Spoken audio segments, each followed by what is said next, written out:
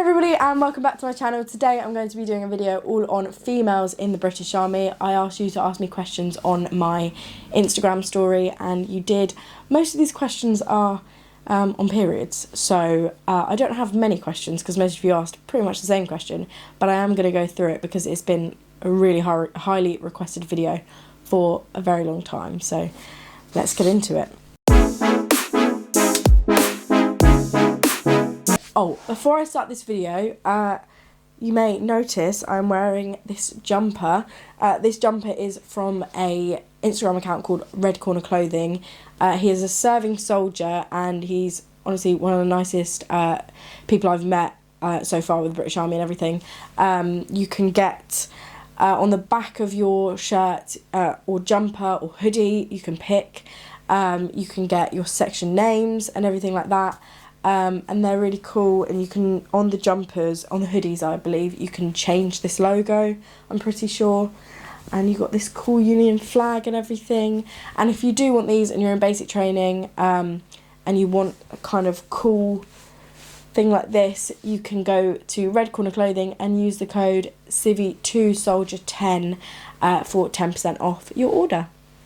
I think I should probably start with the period question, seeing as that's the question you guys all wanted the most. So, someone has said, is it difficult to do training and training exercises on your period? I was on my period one of the exercises, so I did 3 and I was on my period one of them. I think if you just plan in advance, I took pads every exercise just in case, because you never know. So I took my... I took pads.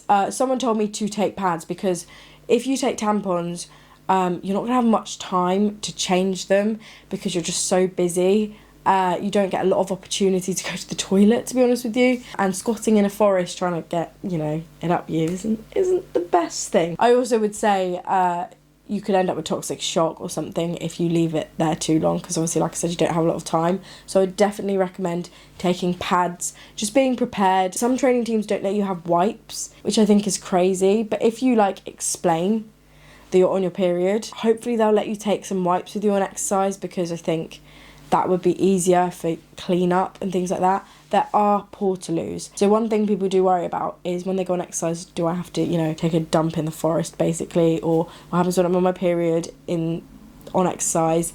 There are portaloos, so you can sort yourself out and things like that at a portaloo. It's normally a bit of a trek from your training area and your harbour area and everything, but for the most part it should be okay. You can take pain relief. You can go to the med centre and get pain relief if your periods are particularly painful and you've got PT or something. For me, I didn't really struggle on PT with period cramps or anything, but if you do, just push through it. It's the army, unfortunately, and you just got to try and do your best to kind of get through it, and you can get pain relief. I would recommend taking pain relief with you just anyway, so you don't have to go through in the med centre or anything like that. I would just take it with you in a medicine kind of kit in your suitcase anyway. Okay, so there's a question here that says basically hair, makeup, sports bras and dealing with periods. So I've already covered periods, so I'm going to talk about hair, makeup and sports bras. Sports bras, take probably 2 sports bras with you for the first few days. You do get issued 3 sports bras and they are amazing. They're done by a company called Booby Doo and they're not sponsored. They're amazing. They're so lovely when they're sizing you up and everything. And they're really comfortable. You get to choose, so you don't just get given a sports bra. You can try a few on and choose which one's more comfortable for you. And then you get those sports bras by the end of week 1 or 2, and you can then use them. And so yeah, I would say take 2 sports bras, so you've got 5 for the week. But I mostly use the military issued ones because they were really good quality and they're free, which is amazing. Makeup is not allowed in basic training. One thing I would say, if you're a little bit self-conscious, I think maybe brow gel would be fine. No one would really notice, and perhaps a tiny bit of concealer if you were worried about spots or anything. It's not a fashion show, so I wouldn't worry too much about it. You can take skincare stuff for you for the evenings if you want to. When you're in your free time, you're in your free time. So if you want to take skincare and stuff, you absolutely can. You don't have to sacrifice your skincare routine because you're in the army. Obviously you can't do that when you're on exercise, but any other time you can. Some girls brought face masks, they'd have like a pamper session in the evening, and do massages and do muscle rolling and stuff like that. So yeah, if you want to do that, I would absolutely go ahead and do it. Hair, I took straighteners with me so that on the weekends I could straighten my hair and feel a bit more normal, because I have naturally curly hair. So on the weekends I would straighten my hair so I could just feel a bit more human again. Any other time, it's scraped back into a bun. One thing I would say is take donuts. After a while I didn't really use donuts because I got a bit bored of doing it in the morning, but I would take donuts for pass off, things like that. Like when you want your drill test, for example, when you want to, look a bit more tidy than usual. Hairspray, personally I liked hair gel, a comb with the picks on the end so you can part your hair. For the first few weeks I had showers in the morning so I could do my hair wet. Personally I think doing your hair wet and putting it down helps you slick it better, but obviously you don't have to. You can just do it the night before, or have a shower the night before and then do your hair in the morning. Personally my hair's curly, so I just found it easier. After a few weeks I didn't really have baths and showers and stuff in the morning. Not that you'd have time in the morning for a bath, but yeah, I would normally have like a bath or a shower in the evening. And yes, there are baths in basic training at Pirbright anyway, not Winchester from what I know, and not if you're in the 50p at Pirbright. Next question is, how many girls can be in a room? So there can be 12 girls in a room, and let me tell you something, it can get bitchy. Of course it can. We're all, females, and we're all hormonal, and girls are just bitchy in general. I just think that's how it is. You're all going to get on top of each other. You're all going to irritate each other. It's no one's fault. That's just how life is. Cliques can be formed, which is a shame, but it happens. I always describe basic training as like the Big Brother house, or like, I don't know, the Big Brother house, or like school. It's kind of like a boarding school because you're all just in drama world that is girl world.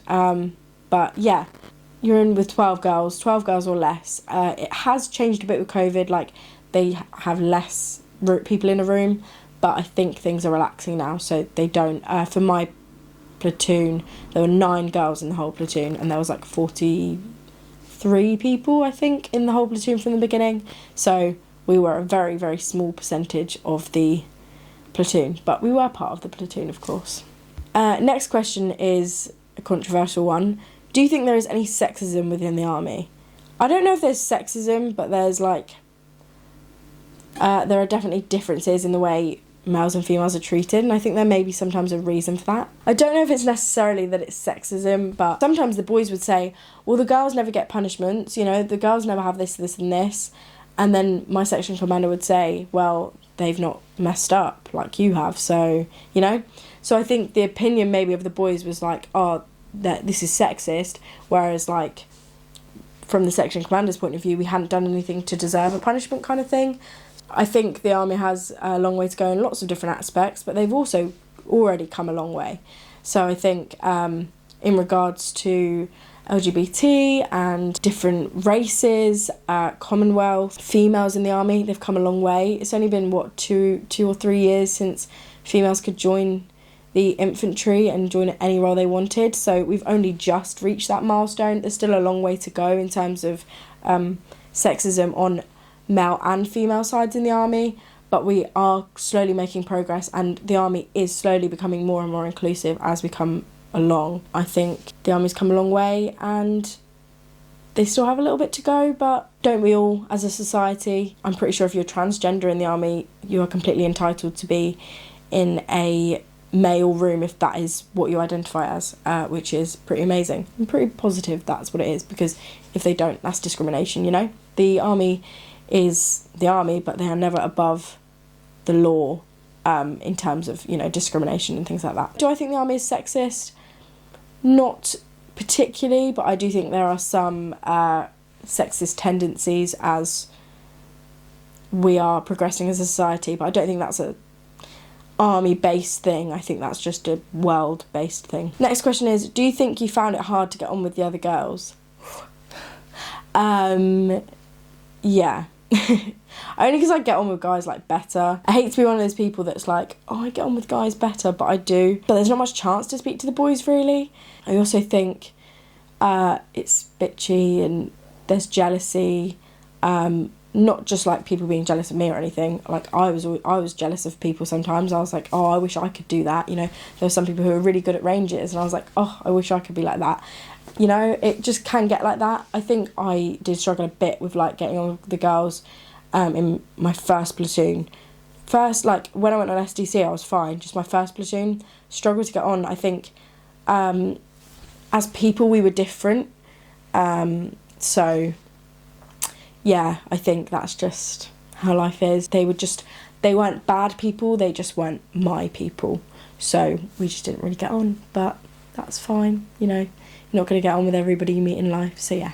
Someone's asked, do females have to do the obstacle course? Absolutely. You do get help getting over the wall and things like that. I did. Absolutely. You have to do the obstacle course. Just like everybody else. You do everything the males do. Everything. And someone said about hair removal. Yeah, you get time for that in the evenings. You get time for skincare, hair removal, all that sort of stuff. Don't really need it.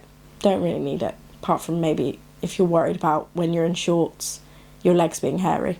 So don't panic. You'll have time. Cool. So that is all the questions I have got for females. Obviously, I don't have many because most of you just asked about periods, which I think I've covered as best as I can.